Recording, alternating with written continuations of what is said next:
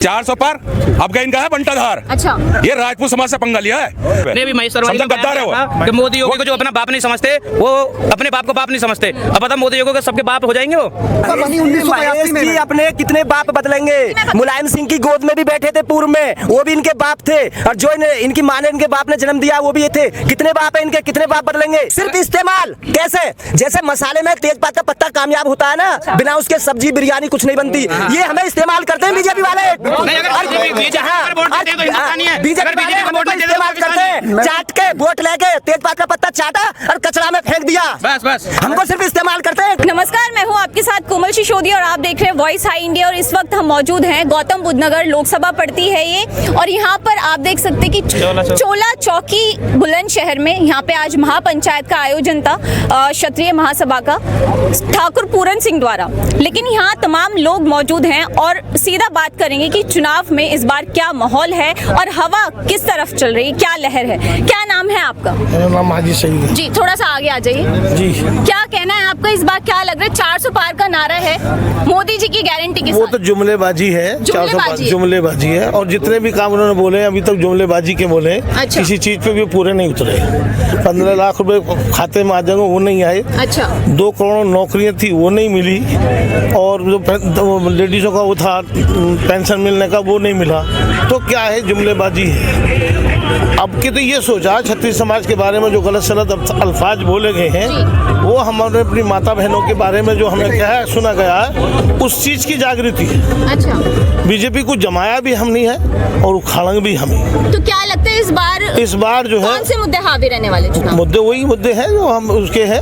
रोजगार चाहिए, कारोबार चाहिए, नौकरी चाहिए बच्चों को। रोजगार तो भरपूर है। कोई रोजगार नहीं, कहाँ रोजगार। तो आटा मालूम है क्या भाव बिक रहा है, चीनी क्या भाव है, पेट्रोल क्या, राशन मुफ्त दे रहे हैं किसको? उनका थोड़ा ही है वो, मोदी जी का। वो तो हमारा है, टैक्स का पैसा है सब। अच्छा। वो किसका? वो तो पहले तो तेल भी मिलता था, पहले चीनी भी मिलती थी। अच्छा। पहले सब कुछ मिलता था, अब तो सिर्फ वो आटा मिल रहा है, तो उससे क्या पूर्ति हो रही है?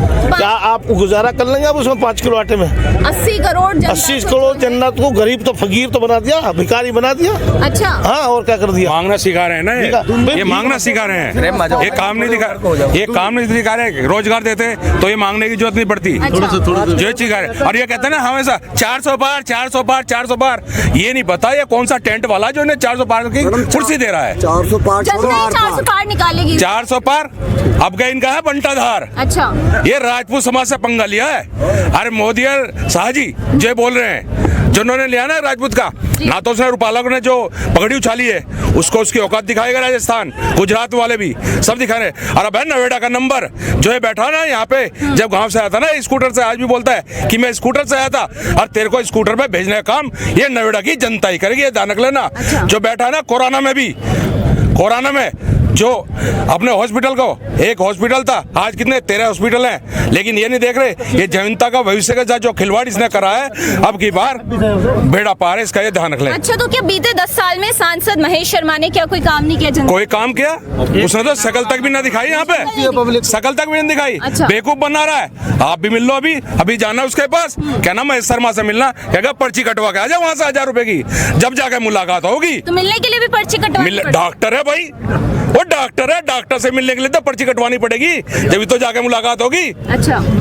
ये चीज का ध्यान रखो। और मैं कह रहा हूँ आपके चुनाव में अभी दिखाई दे रहा है उसका पूरा फैमिली, बच्चे बीवी सब लगे पड़े, दामाद तक लगे पड़े। लेकिन ये जनता से 1 मिनट का टाइम नहीं है जनता के लिए भी।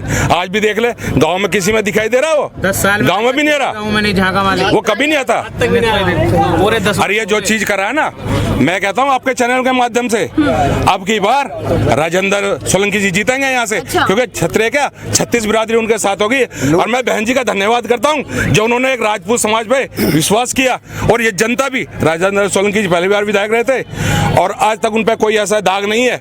और हम चाहते हैं कि अब की बार राजेंद्र सोलंकी जीते और अब की बार 36 की 36 बिरादरी उनको सांसद भेजने का काम करेगी। राजेंद्र सोलंकी, क्या कहना है आपका? जैसा कि अभी इन्होंने बताया कि इस बार 400 पार नहीं कर पाएगी बीजेपी, तो कितनी सीट इस बार लेके आने वाली है? देखिए, सीटों का तो मैं आपको बता दूं कि ये 400 की तो छोड़ो, ये 40 भी पार नहीं कर सकते हैं। क्योंकि पूरे देश के अंदर भाजपा एक ऐसी पार्टी है कि आधे से ज्यादा इसके तो नेता हैं ही गद्दार। अच्छा। और जो नेता बाहर भी दूसरी पार्टियों में देश के खिलाफ उल्टे बोले, इधर उधर के उन्होंने भाषण दिए, और तब बीजेपी ने उनका खुद विरोध किया कि उसने फलाने के लिए ये बोला कि ये देश के गद्दार है, फलाना ठिकाना।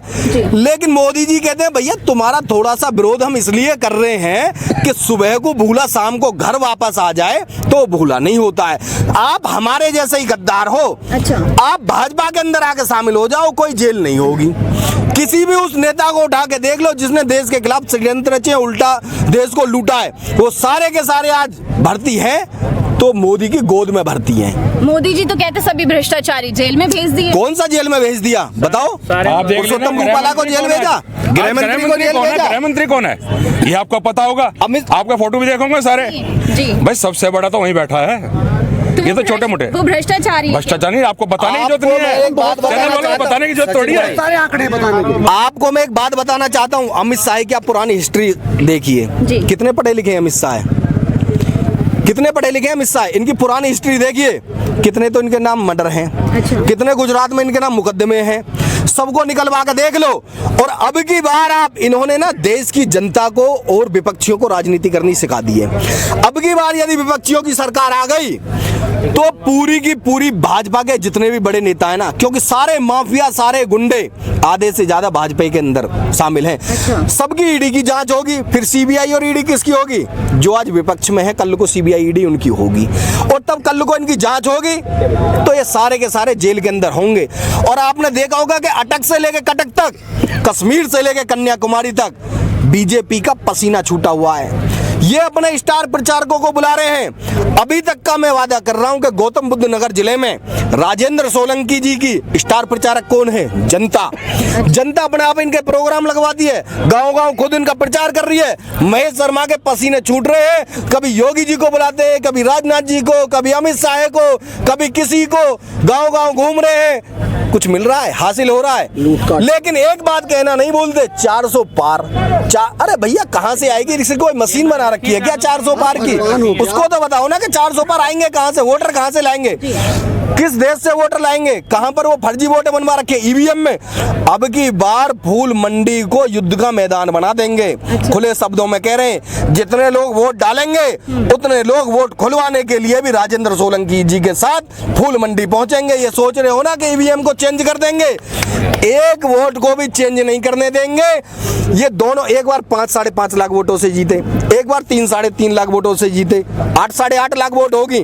इतनी वोटों से एक ही बार में राजेंद्र सोलंकी जी को जिताकर हम संसद में लोकसभा प्रत्याशी बनाकर भेजेंगे और महेश शर्मा को उससे ज्यादा सीटों पे। अच्छा, एक सवाल मेरा ये है कि क्या इस बार चुनाव आयोग निष्पक्ष चुनाव करवा रहा है? ये पूछना चाहूंगी क्योंकि आरोप लगातार ये लग रहे हैं कि चुनाव आयोग भी जो है वो बीजेपी के साथ मिला। देखो, जितने भी अधिकारी हैं, चाहे चुनाव आयोग हो, चाहे डीएम हो, चाहे कोई भी हो, सबको ऐसे कब्जा रखा है बीजेपी ने, मीडिया तक को कब्जा रखा है। पूरा देश कहता है कि गोदी मीडिया, ये भी कहते फिरते हैं। आज आप कोई काम करवाने जाओ किसी भी अधिकारी से, तो अधिकारी क्या कहेंगे? पहले जो काम 1 रुपए में होता था ना, आज वो काम 100 रुपए में हो रहा है। महंगाई भी इतनी बढ़ गई, और वो सारा पैसा जाता कहाँ है? महंगाई है भाजपा में, लगती है। क्यों नहीं है महंगाई? महंगाई क्यों नहीं है? आप किसी भी चीज को देख लो कि उसके रेट 10 साल पहले क्या थे और आज क्या है। बाबा रामदेव जब बीजेपी की सरकार आने वाली थी, ये कह रहे हो कि भाइयों भाजपा को वोट दो, डीजल और पेट्रोल 35 रुपए लीटर कर दूंगा, और आज 100 रुपए लीटर है। आज कितने रुपए लीटर है? तो ये क्या है? महंगाई नहीं है ये? दूसरे को कहते हैं, अरविंद केजरीवाल जी के लिए कहते हैं कि वो फ्री में बांट रहा है, खुद कहते हैं कि हम 5-5 किलो राशन बांट रहे हैं। देश की जनता को ये भीख मांगना सिखा रहे हैं। इनको जो भीख देनी चाहिए ना, जो सुविधाएं देनी चाहिए, वो किस में देनी चाहिए? स्वास्थ्य के लिए सुविधा देनी चाहिए, शिक्षा के लिए सुविधा देनी चाहिए, बेरोजगार के लिए सुविधा देनी चाहिए। उससे मेरे देश का युवा नौजवान आगे बढ़ेगा मेरा, और जब देश का युवा नौजवान आगे बढ़ेगा, मेरा देश आगे बढ़ेगा। ये राष्ट्र की बात करते हैं, ये देश को भिखारी बनाने की बात करते हैं। अच्छा, एक सवाल मेरा ये और है कि एक सेकंड आपके पास भी आऊंगी। लोकसभा चुनाव में जिस तरह से राजपूत जो है विरोध कर रहा है भाजपा का, क्या विधानसभा के चुनाव में भी इसी तरह से विरोध करेंगे आप? करेंगे जी। राजपूत बताएगा, एक मिनट, राजपूत भाजपा का विरोध नहीं कर रहा है। अच्छा। राजपूत उन गलत नीतियों का विरोध कर रहा है जिनको ये लोग लेके आए हैं। राजपूत 36 बिरादरी के साथ साथ हमेशा राष्ट्र के साथ खड़ा रहा है। जब जब देश में विपत्ति आई है तब तब क्षत्रिय समाज ने अपनी गर्दन उड़वा के और धड़ को लड़वाया इस देश के अंदर छत्तीस बिरादरी के साथ। चाहे महाराणा प्रताप लड़े हो, उनका साथ भी छत्तीस बिरादरी ने दिया। चाहे पृथ्वीराज चौहान लड़े हो, चाहे अलाउद्दीन लड़े हो, सबका साथ छत्तीस बिरादरी ने दिया और उनके साथ लड़े और उन्होंने भी अपने सर कटाए। लेकिन ये तो बिरादरी में बांट रहे हैं और कहते हैं कि भैया क्षत्रिय क्षत्रिय। अरे क्षत्रिय कभी कोई जाति नहीं है। क्षत्रिय क्षत्रिय है एक शौर्यता का। कोई पूछेगा भैया सम्मान क्या है, छत्तीस बिरादरी का सम्मान क्या है, स्वाभिमान क्या है, देश में बेरोजगार, मैं कह रहा हूँ कोई आपसे कुछ भी सवाल रखे उसका एक ही जवाब दे दो कि इस सबका तोड़ क्षत्रिय है। अटक से लेके कटक तक और कश्मीर से लेके कन्याकुमारी तक सबका तोड़ एक क्षत्रिय है जो छत्तीस बिरादर को साथ में लेके चलता है और देश को ऊपर उठाने की बात करता है। जी चलिए और भी लोगों से जानना चाहिए, क्या नाम है आपका? मेरा नाम राशिद है।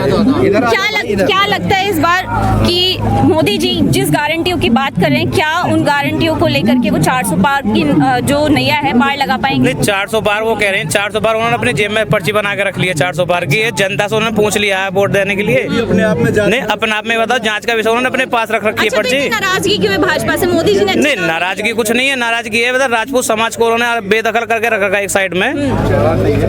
बताओ।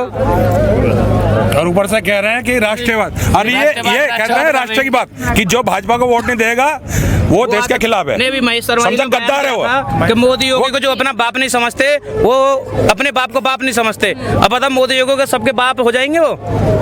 बताइए। अब ये वो मैं चीज बताना चाहता हूँ आपके चैनल के माध्यम से, ये हमें राष्ट्रवाद सिखाएंगे। क्षत्रिय जिन्होंने अपने सर कटाए हैं ये हमें बताएंगे। महेश जी कितनी बार अपने बाप बदलेंगे? भाजपा बनी 1982 महेश जी अपने कितने बाप बदलेंगे? मुलायम सिंह की गोद में भी बैठे थे पूर्व में, वो भी इनके बाप थे। और जो इनकी माँ ने इनके बाप ने जन्म दिया वो भी ये थे। कितने बाप है इनके, कितने बाप बदलेंगे? ये राजपूतों के लिए जो उंगली उठा रहे हैं ना ये लोग, ये बहुत गलत है। इनको खामियाजा इनको भुगतना पड़ेगा। और ये जो कहते हैं ना योगी जी ने कभी, सॉरी मोदी जी ने कभी ये नहीं कहा कि मैं हिंदू हूँ। हिंदू नहीं बोलते वो, ये कहते हैं ओबीसी पिछड़ा वर्ग, ओबीसी पिछड़ा वर्ग। आरक्षण है तो इनके लिए बॉर्डर पे हम मारे जाते हैं, पहले से हर युद्ध में हम मारे गए। और इन्होंने SC ST बीजेपी वालों ने जो SC ST हमारे ऊपर जो लगाया है ना, पहले से बहुत नॉर्मल था। जो दोषी था उसे ही जो वो सजा मिलती थी। आज निर्दोष लोगों को सजा मिलती है हमें। किसने किया? ये बीजेपी गवर्नमेंट ने किया। मोदी जी लेके आए। मोदी जी राजपूतों को दरकिनारा करते हैं, आए ठाकुरों से, ये राजपूतों से सत्ता में, लेकिन इनको दरकिनारा करते हैं। अब 5 किलो चावल गेहूं दे रहे हैं, सबको इकट्ठा कर रहे हैं। राजपूतों सरकार कहाँ छोड़ी है? राजस्थान में हटा दिए, MP में हटा दिए, यहाँ सबका सत्यानाश कर दिया। ये जितने भी हैं ये ठाकुरों के खिलाफ हैं।